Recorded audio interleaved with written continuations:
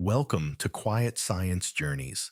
In a dark room, a single beam of light slides across the air. Nothing in the room has changed. The walls are the same. The floor is the same. But suddenly, the space between them fills with texture. A fine haze appears made of countless particles that were already there, suspended unnoticed until the light crossed them at the right angle. The room was never empty. It was only waiting for light to travel through it in a way that could be seen. Darkness often feels absolute. It feels like a substance, like a solid absence. But in practice, darkness is not a thing. It is a condition. It is what remains when light does not arrive, or arrives in directions the eye cannot gather. Under the night sky, that distinction matters. The sky after sunset appears black, then deeper black, then almost featureless. Yet even to the naked eye, careful observation reveals that not all darkness is equal. Some regions feel heavier, some feel thinner, some appear flat, while others seem to carry depth as if the black itself has layers.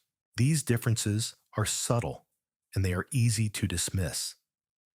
Human vision is trained to lock onto contrast edges and motion. When a glow spreads smoothly and weakly across a wide area without sharp boundaries or points of focus, the eye often treats it as background and moves on. But background light is still light. What appears as emptiness in the night sky is shaped by material that is spread extremely thin, distributed across distances so large that density loses its intuitive meaning. Particles separated by kilometers can still contribute to a visible effect. When light passes through them over millions of kilometers, this is the quiet premise behind one of the faintest naked eye phenomena in the sky. The night is not completely dark because the inner solar system is not completely empty. Between the planets in the region close to the sun, there exists a vast population of microscopic dust grains. They do not glow on their own. They do not burn. They do not emit light. Instead, they intercept a small fraction of sunlight and redirect it. That redirected light forms a dim, extended glow that can be seen under the right conditions, rising gently from the horizon after sunset or before dawn. It is smooth, diffuse, and easily mistaken for something else or for nothing at all. This glow is not dramatic. It does not flash or pulse. It does not announce itself. It is present because geometry allows it to be present. When sunlight travels outward from the sun, it fills space. Most of it moves past Earth without interaction. A tiny fraction encounters dust grains that are orbiting quietly in the same gravitational system. When that encounter happens, the light does not stop. It changes direction. The effect is small for any single grain, but enormous when summed across a cloud that stretches through the inner solar system. Light that would otherwise miss Earth entirely is gently scattered into the line of sight. The result is not a point source, but a faint continuous sheen. This phenomenon is called zodiacal light. Zodiacal light is sunlight scattered by dust in the inner solar system. It is visible because the dust is arranged in a broad, flattened distribution aligned with the plane in which the planets orbit the sun. From Earth, this geometry projects onto the sky as a soft wedge or column of light that follows the zodiac, the same path traced by the sun, moon, and planets across the stars. It is not always visible. It is not visible everywhere. It does not appear unless the sky is dark enough and the viewing angle is favorable. but it is persistent. The dust responsible for this glow is extremely sparse. If gathered into a single pile, it would seem insignificant. Yet spread across astronomical distances, it becomes optically meaningful. A thin layer can matter if it extends far enough. This idea is easier to see indoors than in space. When a beam of light cuts through air at a shallow angle, the path of the beam becomes visible. The air itself does not shine. The dust suspended in it reveals the light's journey. In that moment, the beam stops being an abstract direction and becomes a visible structure. The same principle applies on a much larger scale above Earth's atmosphere. Zodiacal light is not a source of illumination in the usual sense. It does not brighten the ground. It does not cast shadows. It exists as a surface brightness phenomenon, a faint layer spread thinly across the sky, easily overwhelmed by moonlight, artificial lighting, or atmospheric glow. This makes it fragile from an observational perspective, but robust in physical terms. The dust that creates it is constantly being removed. Grains collide with one another. Some spiral inward toward the sun. Some are pushed outward by radiation pressure. Left alone, the inner solar system would slowly clear. Yet it does not. The reason is balance. New dust is continuously supplied by processes that operate quietly and persistently. Small collisions between asteroids grind larger bodies into finer debris. Comets, when they pass close to the sun, shed material as their icy components warm and escape. The result is a slow but steady replenishment of the dust cloud. Loss and supply occur at comparable rates. The distribution remains thin, but it remains present. Because zodiacal light is faint, it is easy to think of it as marginal, as an observational curiosity, rather than a meaningful feature of the solar system. But its existence carries information. It traces the structure of the dust cloud. It reflects the geometry of planetary orbits. It marks the pathways along which material circulates near the sun. It also matters to modern astronomy.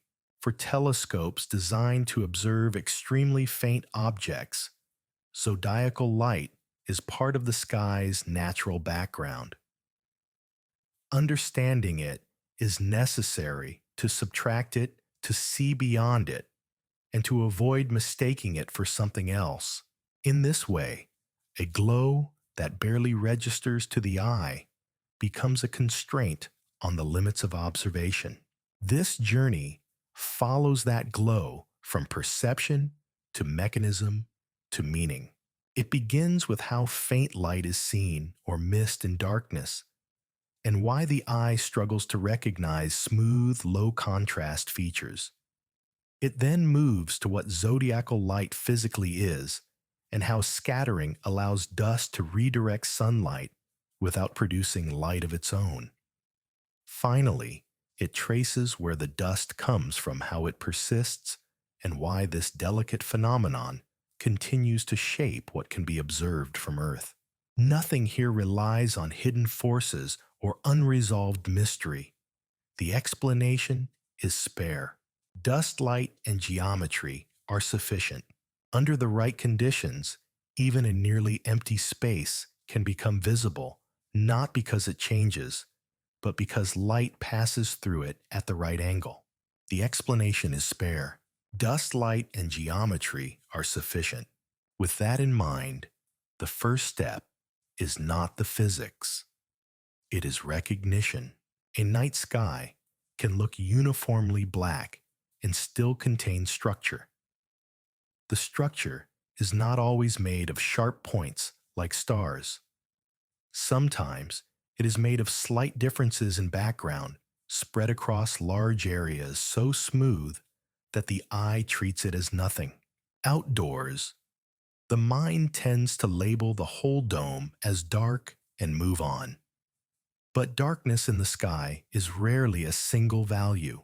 Even on a clear night, there are regions that look deeper and regions that look lighter.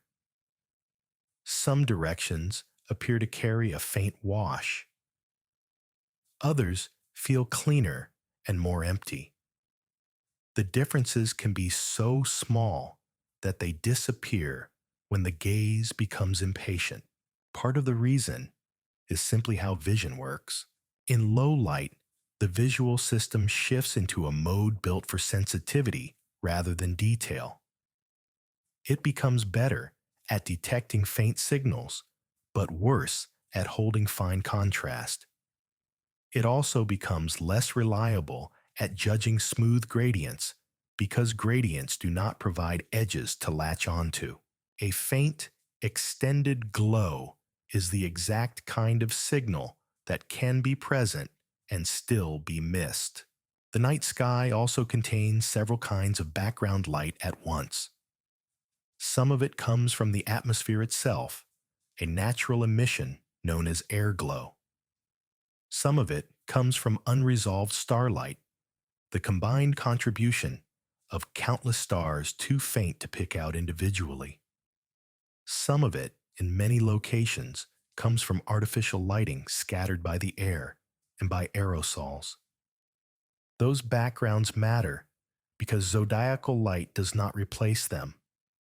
It sits among them. The important point for this journey is simple. The faint glow being followed here is not the Milky Way, and not light pollution, and not atmospheric emission. It is a separate contribution tied to the plane of the solar system. Seeing it begins with learning how the eye can fail to notice what is not shaped like an object. A practical way to describe this is to think in terms of contrast rather than brightness. In a dark field, a single bright point stands out immediately. A smooth, dim layer spread evenly across a wide area does not. Even if the total light in that layer is significant, it arrives without a boundary. This is why the sky can contain faint structure that does not register as a thing. It is also why the same sky can reveal more to a patient gaze than to a hurried glance. In an ideal setting, far from artificial lights, the sky is not a perfect void. It is a layered scene where different sources contribute different textures. Air glow often looks like a broad, subtle wash. The Milky Way, when it is visible, shows a grainy texture and hints of structure because it is made of stars and dust lanes at enormous distance. Zodiacal light, by contrast, tends to appear smoother, more like a gentle gradient, because it is sunlight spread through dust that is relatively close in astronomical terms. The eye does not automatically separate these layers. Separation happens when geometry is used as a guide. The geometry in question is not complicated. It can be described without formulas. The solar system has a dominant plane, the plane in which most planets orbit. From Earth, that plane projects onto the sky as the ecliptic, the path along which the sun, moon, and planets appear to travel. Zodiacal light aligns with that path. This alignment is one of the most reliable clues because it connects a faint glow to the architecture of the solar system. The glow is not random across the sky. It has a preferred orientation. It does not behave like local haze near the ground, and it does not match the structure of the Milky Way.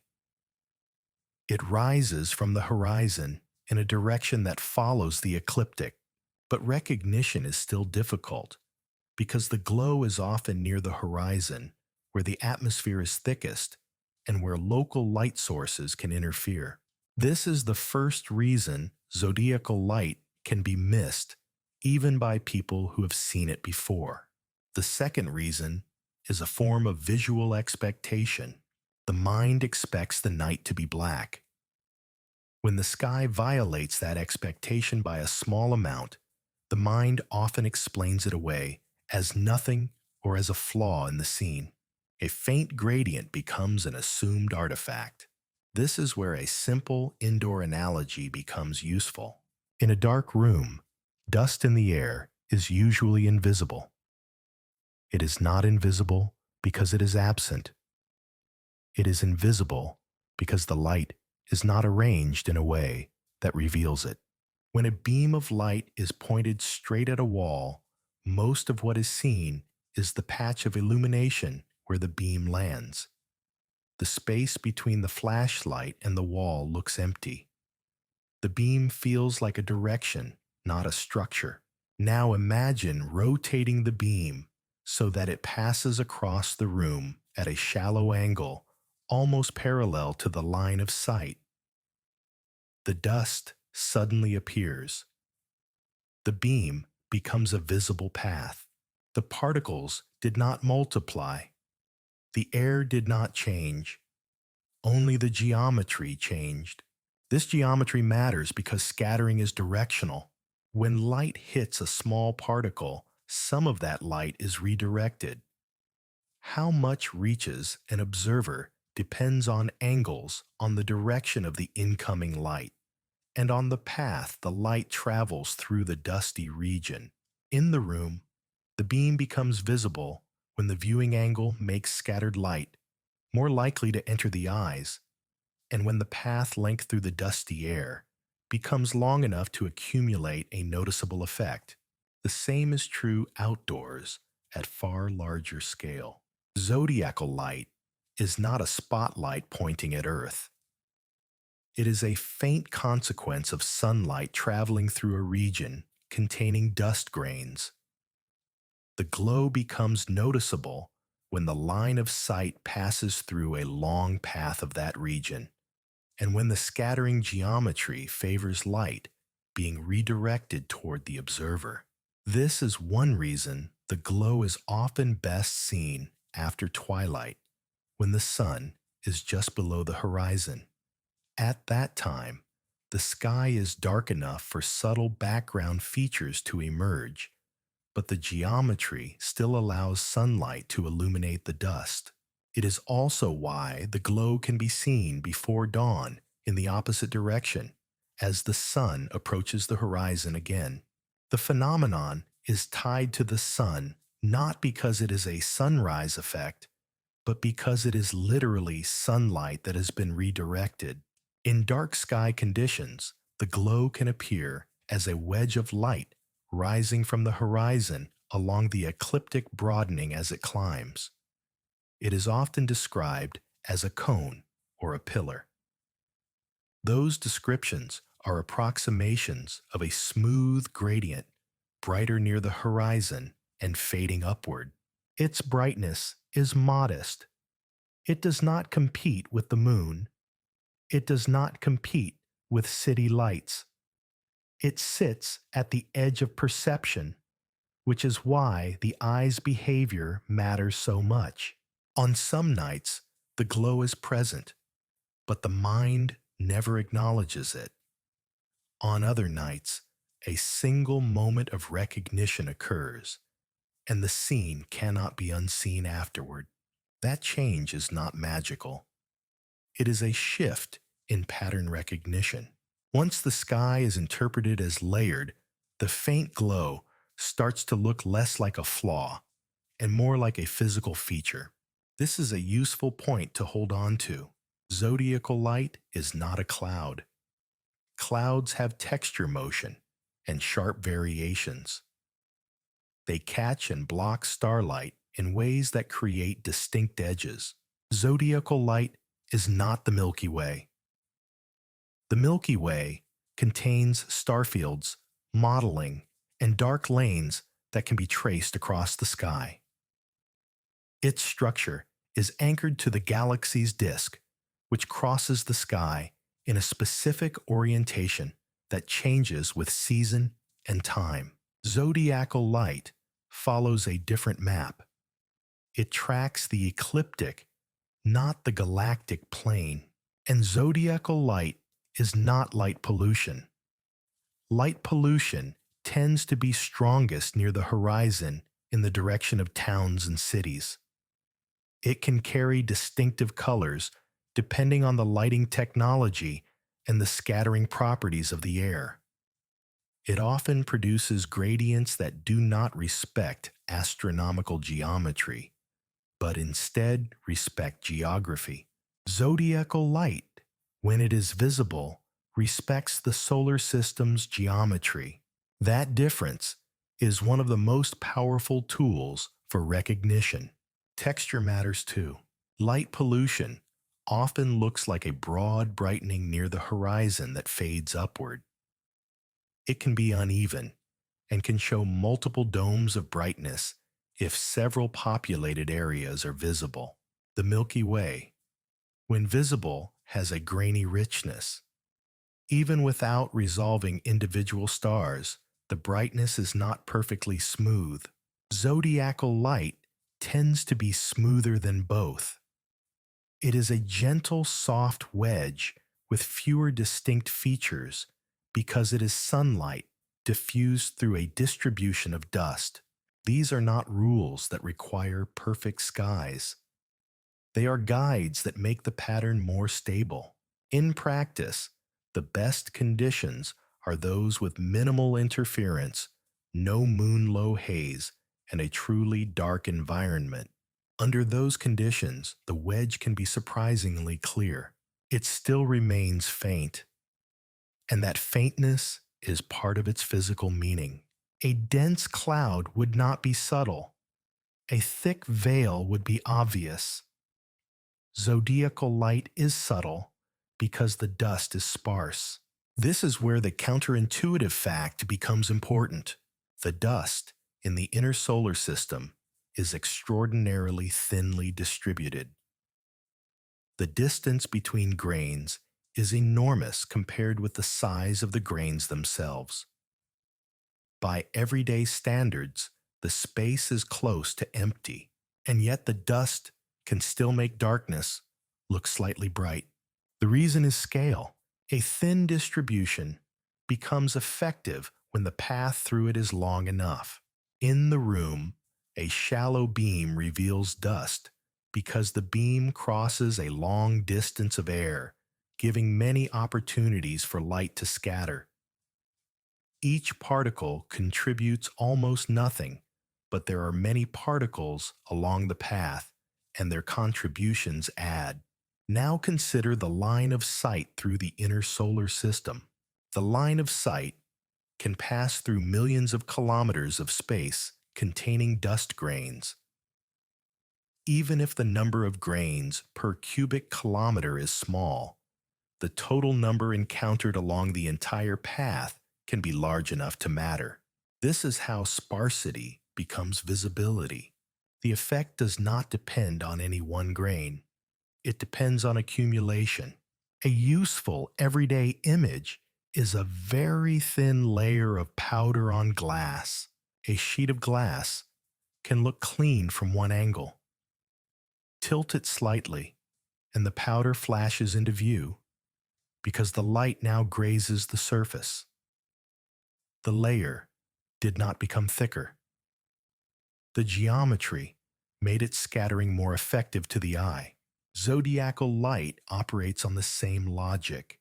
The dust does not need to be dense to matter because sunlight passes through a large volume. The line of sight integrates small contributions across great distance. This makes zodiacal light both delicate and persistent in appearance. Delicate because it is easily overwhelmed by other backgrounds. Persistent because as long as dust exists and sunlight exists, some scattering will occur.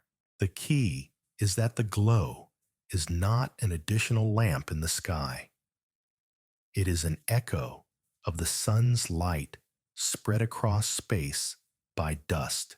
The early stage of understanding, then, is not learning a complex equation.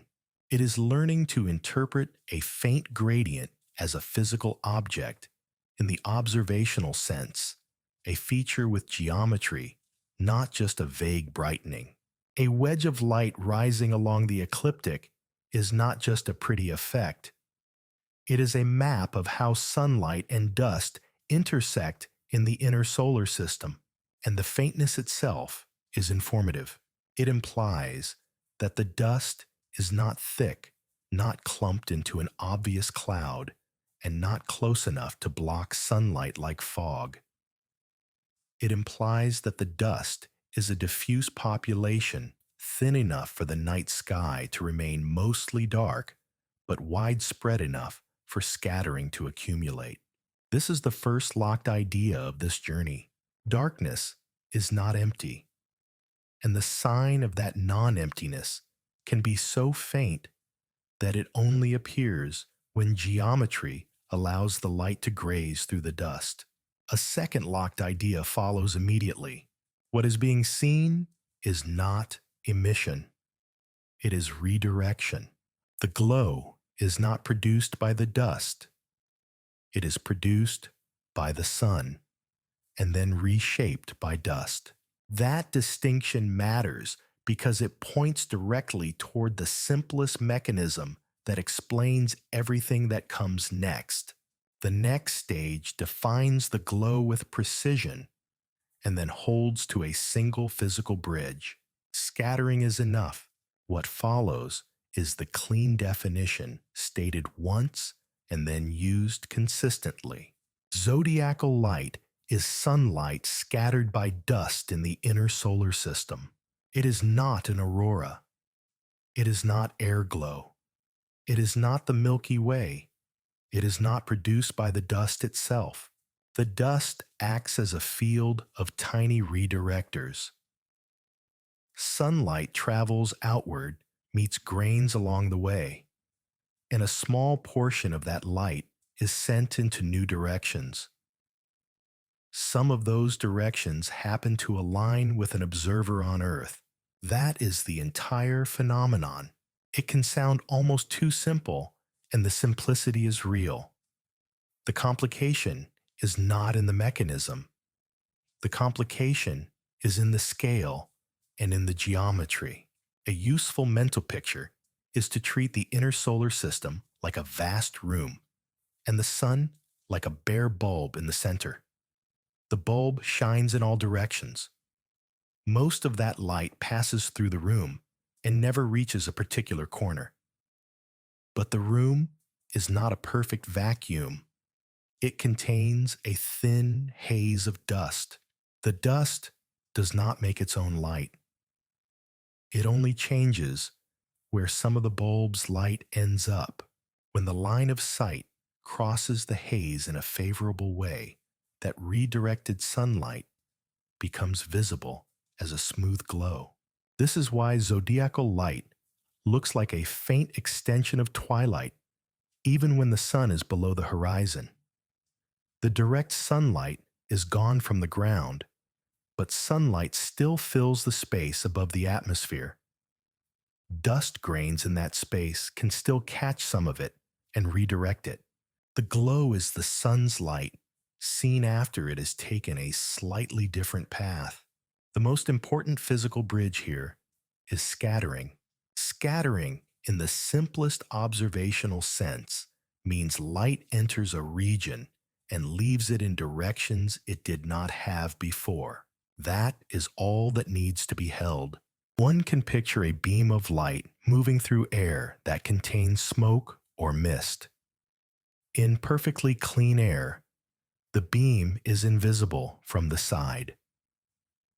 Only the spot where it hits something is visible. Add fine particles, and the beam becomes visible as a bright path. The beam appears not because the air is shining, but because particles are redirecting the light into the eyes. That is scattering in the form most people recognize. Zodiacal light is the same kind of visibility scaled up beyond intuition. The dust grains are small, but not all small in the same way. Some are comparable to smoke-sized particles, others are larger. The details of size affect exactly how light is redirected, but the key point does not depend on those details. Light hits a grain. A portion of that light is sent into a spread of directions. The observer sees the sum of that redirected portion from many grains along the line of sight. The glow is not a surface in space. It is a volume effect integrated through a region. This is why it appears smooth. If the dust were concentrated into a sharp boundary, the glow would have an edge. If the dust were clumped into knots, the glow would be blotchy. But the dust is distributed broadly, so the glow is a gradient. The next part of the definition is geometry. Zodiacal light is not randomly placed on the sky. It has a preferred plane, and that plane is the same one that organizes the orbits of the planets. The planets formed from a disk. Their orbits still preserve that disk's orientation.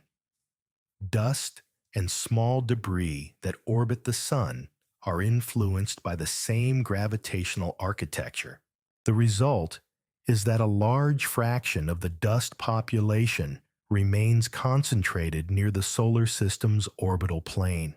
From Earth, that plane draws a path across the sky, the ecliptic. The ecliptic is not just a line on a star chart. It is a projection of the solar system structure onto the dome of the sky. Zodiacal light follows that structure. This connection is not a poetic coincidence. It is the literal imprint of orbital geometry on an optical phenomenon. To understand why it helps to think about where the dust lives and how sunlight meets it. Dust grains in the inner solar system typically orbit the sun. Their paths are not identical, but they share a general preference for the plane where most of the mass and angular momentum of the system resides. Sunlight travels outward from the sun. If an observer looks along directions close to that preferred plane, the line of sight passes through a larger column of dust than it would far above or below the plane. More dust along the path means more opportunities for scattering. More scattering means a brighter integrated glow. This is why the glow is tied to the ecliptic. It is not that the ecliptic produces light. It is that the ecliptic marks the direction where the dust column is thicker in an integrated sense. In the same way that a thin fog looks denser when viewed along a long path, a thin dust distribution looks brighter when the line of sight stays within the plane where dust is most abundant. This effect is geometric, not mystical. It is also one reason zodiacal light has a wedge-like appearance. Near the horizon, after dusk, the viewing geometry can send the line of sight through a long path in the dust-rich region, while the sky is already dark enough for low-contrast features to stand out.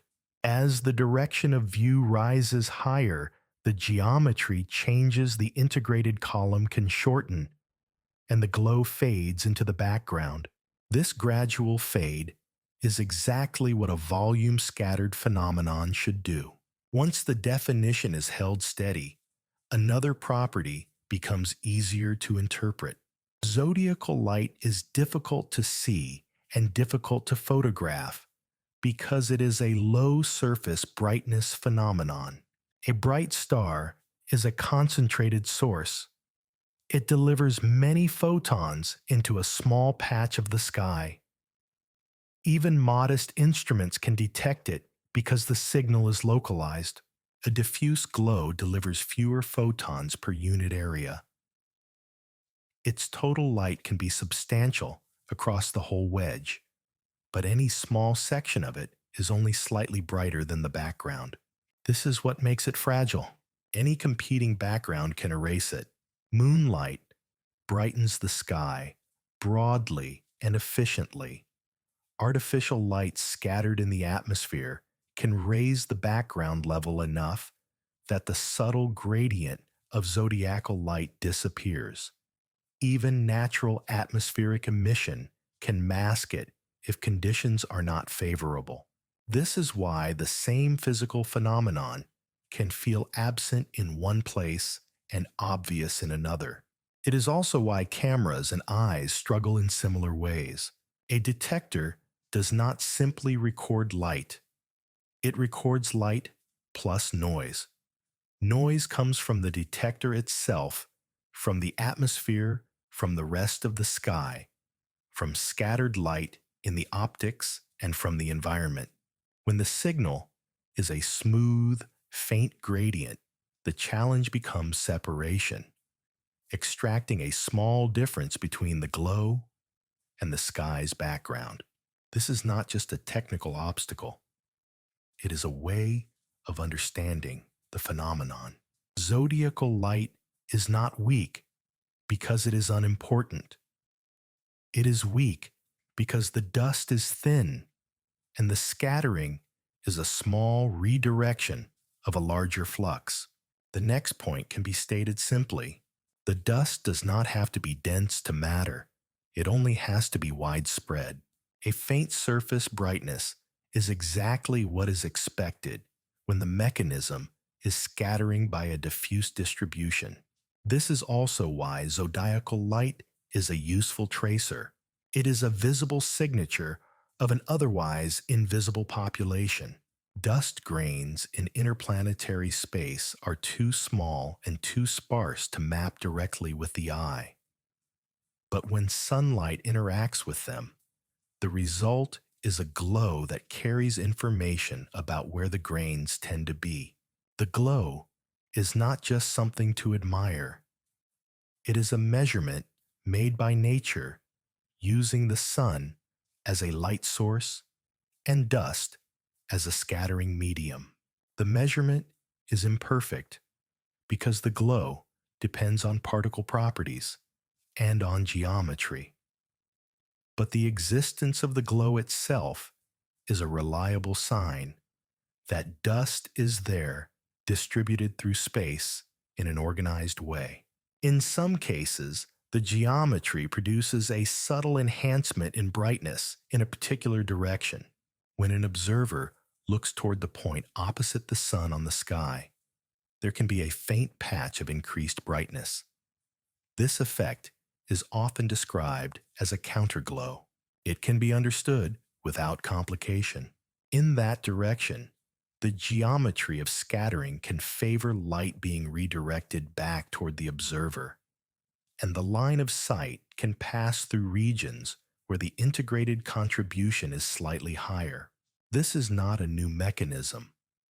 It is the same scattering bridge, viewed from a different angle. It is optional to include this detail in the mental map because the core understanding does not depend on it. The core understanding remains unchanged. Zodiacal light is sunlight redirected by dust. It is aligned with the ecliptic because the dust distribution is broadly flattened into the solar system's orbital plane. It is faint because the effect is a small surface brightness contrast spread across a large area. It becomes visible when geometry and darkness make that contrast detectable. At this point, the phenomenon has been defined and anchored to a single bridge. Scattering. No additional machinery is required to keep moving. If you enjoy science told slowly, consider subscribing. New journeys follow the same approach. Clear definitions, minimal mechanisms, and careful observation without turning faint phenomena into manufactured mystery. From here, the story shifts from what the glow is to why it exists in the first place. A dust cloud in the inner solar system does not persist by accident. Dust grains are constantly altered and removed. A thin distribution would fade over time unless it were replenished. The next stage follows the supply lines. Asteroid collisions and comet activity continuously inject new material into the system. Loss processes continually drain it away. Between those two, a slow balance holds. That balance is why the glow remains year after year, waiting for darkness and geometry to reveal it. The glow does not exist on its own. It depends on dust. And dust in the inner solar system is not guaranteed to survive. On astronomical timescales, small particles are fragile. They collide. They erode. They are pushed by light itself. Left without renewal, a population of dust grains near the sun would thin out and eventually vanish, yet zodiacal light persists. That persistence points to an active balance rather than a static remnant. To understand it, the inner solar system has to be reimagined not as a clean, empty space between planets, but as a working region where material is constantly being processed. Near the sun space is dynamic. Particles move on intersecting paths. Forces that are negligible for planets become significant for grains. Dust here is not debris waiting to settle. It is material in motion. The dust cloud responsible for zodiacal light is not confined to a single ring or shell. It extends across a wide range of distances from the sun, with densities that change gradually rather than abruptly. There is no sharp boundary where dust begins or ends. Instead, there is a broad region where grains orbit, drift, collide, and slowly change their paths.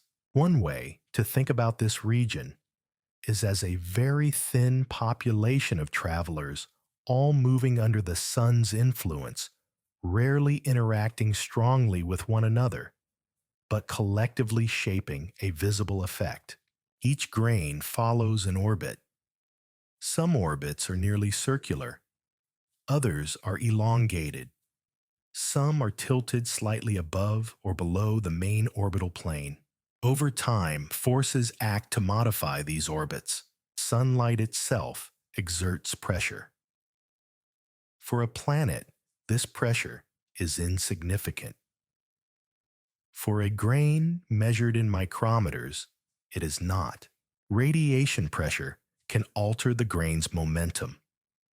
Another effect caused by the grain absorbing sunlight and re-emitting it as heat can slowly change the orbit as well. Collisions with other grains fragment material further.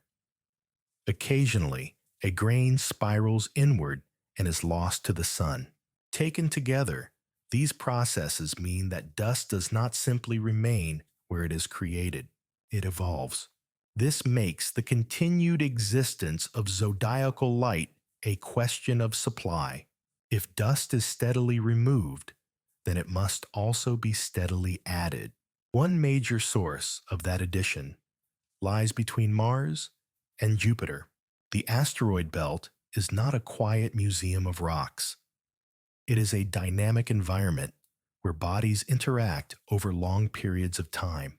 Asteroids do not frequently collide in spectacular ways, but small collisions are common over millions of years. When they do occur, they produce fragments. Those fragments do not remain large forever. Repeated impacts grind them down. Thermal stresses crack them. The result is a cascade from larger bodies to smaller pieces, and eventually to grains small enough to be considered dust. This process is slow, but it never stops. The asteroid belt acts as a long-term grinder, converting solid bodies into finer and finer debris. Some of that debris remains near the belt. Some migrates inward. The dust produced in this way does not arrive all at once. It trickles. And because zodiacal light depends on accumulation rather than concentration, a trickle is enough. Another important source is more dramatic. Comets are not just icy visitors. They are carriers of material from the colder outskirts of the solar system. When a comet approaches the sun, its surface warms. Ices that were stable far away begin to sublimate, transitioning directly from solid to gas.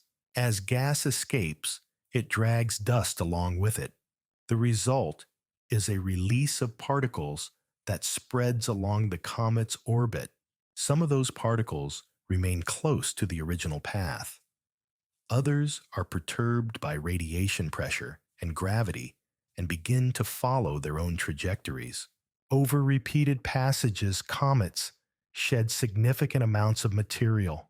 Each close approach becomes a small injection event, unlike the asteroid belt, which supplies dust through slow, grinding comets, supply dust in pulses. Both contributions matter. The combined effect is a steady replenishment of grains across the inner solar system. This replenishment does not create a thick cloud.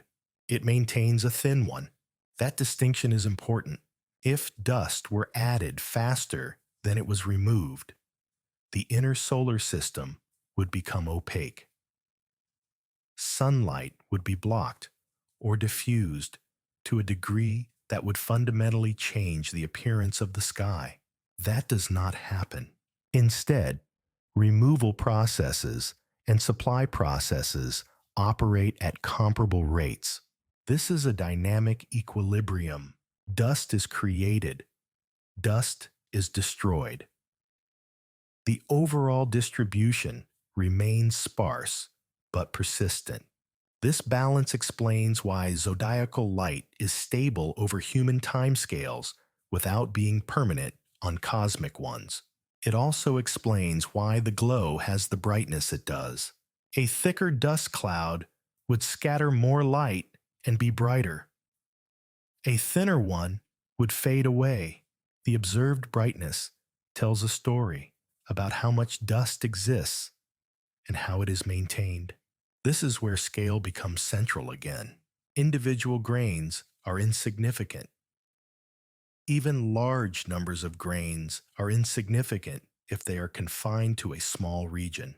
But a thin population spread across millions of kilometers can redirect enough sunlight to matter. This brings the explanation back to a familiar image. In a dark room, a shallow beam of light reveals dust because the beam travels through a long path of air. Each particle contributes a tiny amount. Together, they make the beam visible. The room-scale version of this effect feels intuitive. The solar system version does not, because the distances involved are difficult to imagine, but the logic is identical. Zodiacal light is not produced by dense dust. It is produced by extended dust. The line of sight passes through a long column of space where grains are present. The contributions add. This is why the glow is most apparent when geometry maximizes the length of that column. The inner solar system does not need to be filled with dust. It only needs to avoid being perfectly empty. The glow is an integral, not a spike. Once this is understood, zodiacal light becomes more than a curiosity. It becomes a tracer. The dust itself is hard to see directly. Individual grains are too small and too faint to detect easily against the background of space.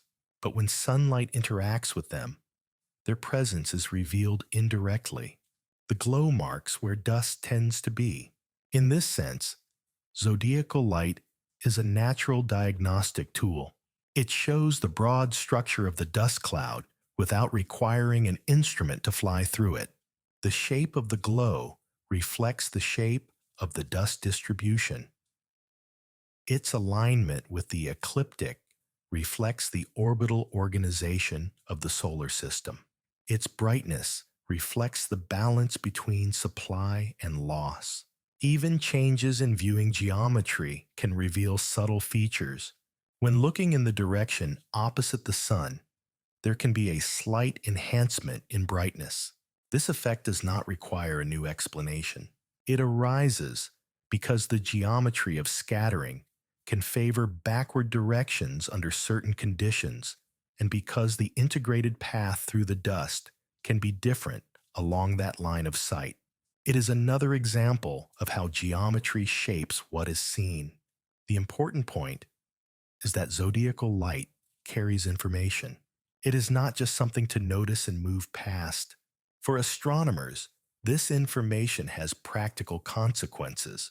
The glow contributes to the natural brightness of the night sky.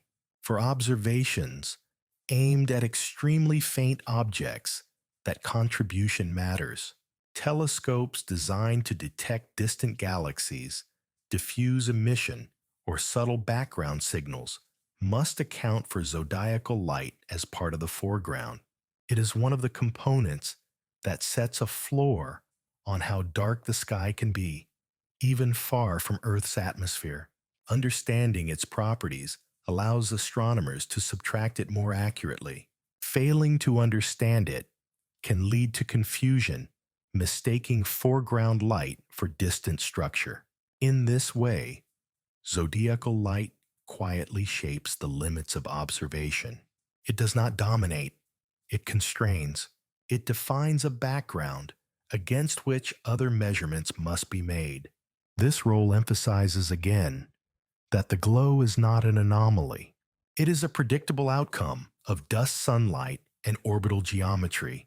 The persistence of zodiacal light tells a larger story about the solar system. It tells of ongoing collisions of comets shedding material, of grains migrating and disappearing. It tells of a system that is not frozen in time, but slowly evolving. And it does so without spectacle. No explosions are required, no rare alignments, only continuous processes operating at low intensity over long durations. The inner solar system is not empty space punctuated by planets. It is a thin medium shaped by gravity and light. Zodiacal light is the visible trace of that medium. It shows that even regions that feel like voids are structured. It shows that the boundary between empty and full is not sharp. And it shows that light, given enough distance and enough encounters, will always find a way to reveal what is otherwise hidden. The glow persists, not because dust is abundant, but because it is constantly renewed. It persists, not because scattering is strong, but because it operates across vast distances. It persists, not because the night sky is bright, but because it is just dark enough for subtle things to be seen. By following the glow back to its sources, the faint wedge near the horizon becomes something else. It becomes evidence. Evidence of collisions that happened long ago and will happen again. Evidence of comets passing quietly through the inner solar system. Evidence of a balance maintained without intention or design. Zodiacal light is the solar system writing a record of its ongoing activity in light that barely rises above darkness. The mechanism is simple. The consequences are not. The next and final step is not to add new facts, but to return to the image where this journey began. A beam of light crossing a dark space does not create dust. It reveals it. The same is true of the sky. The journey can return to where it began. A dark room, a quiet space, a single beam of light crossing the air. The beam does not add anything to the room. It does not manufacture particles or fill the space with substance. It only makes visible what was already suspended there, thinly spread, waiting for light to pass through at the right angle. The night sky works the same way. What appears as empty darkness is shaped by material that is sparse but widespread. Not enough to block light, enough to redirect it. Zodiacal light is not an object placed on the sky. It is a consequence of geometry. Sunlight leaves the sun and fills space. Dust grains orbit quietly in that light. Some photons meet those grains and change direction. A small fraction of that redirected light reaches Earth. The result is a glow so faint that it can vanish with a rising moon or a distant city, yet so persistent that it returns night after night, year after year. This persistence is not mysterious. Dust is constantly lost.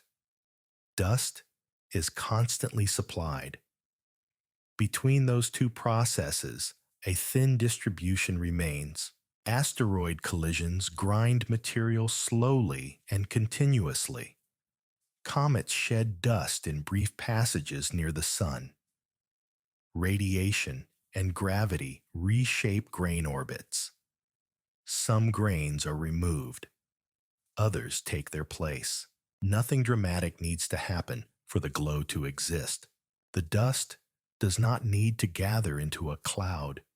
It does not need to become dense. It does not need to shine. It only needs to be present across enough space for small effects to add. That is why the glow is smooth. That is why it follows the plane of the solar system. That is why it is easiest to see when geometry stretches the line of sight through the dust-rich region. The faint wedge near the horizon is not a decoration on the night sky. It is a projection of structure. It carries information about how material is distributed near the sun. It traces the plane in which planets move. It marks a balance between creation and loss that is held for millions of years. Even its difficulty is meaningful. A phenomenon that is easy to see would imply a dense medium. A phenomenon that is barely visible implies a thin one.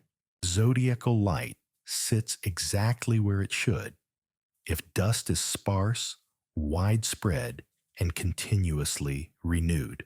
That quiet consistency is what makes it useful. For observers, the glow is part of the natural background of the sky. For instruments, it is one of the signals that must be understood before fainter ones can be measured. For the solar system as a whole, it is evidence that the space between planets is not empty but active. None of this requires imagination beyond scale. The same logic that makes a flashlight beam visible in dusty air explains why darkness near the ecliptic is never completely dark. The only difference is distance. In a room, the path is a few meters long. In space, the path is millions of kilometers. In both cases, the effect comes from accumulation. Each grain contributes almost nothing. Together, they leave a trace. This is the final image to hold. A beam of light crossing space. Dust too thin to notice on its own. Geometry arranging countless small interactions into something the eye can register. The night does not brighten because something extraordinary is happening. It brightens because light always finds a surface, even when that surface is made of scattered grains drifting between worlds. Zodiacal light is not a mystery layered onto the sky. It is the sky revealing how it is built.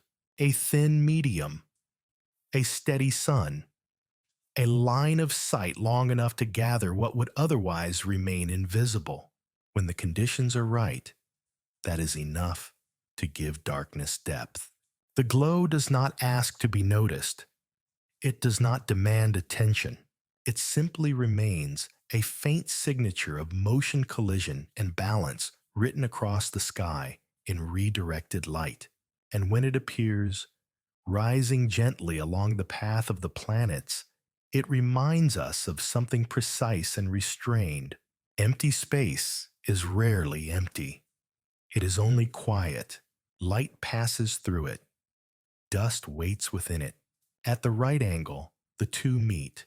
That meeting is what makes the darkness glow.